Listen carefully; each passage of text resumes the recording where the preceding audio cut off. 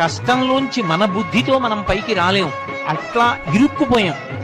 ఇరుక్కుపోయినప్పుడు ఆపద మొక్కులవాడా అని పిలుస్తాం. ఈ ఆపద నుంచి నన్ను తప్పించు. మొక్కేం పెడతాం? మన శక్తి కొల.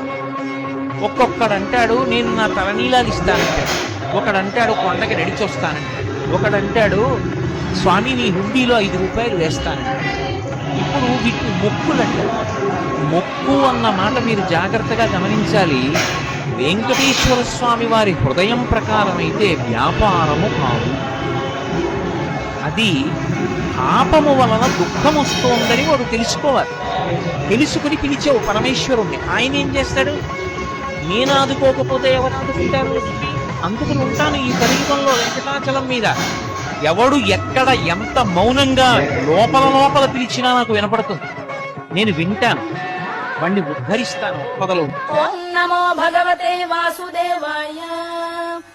శాంతాకారం భుజగశయనం పద్మనాభం సురేశం విశ్వాధారం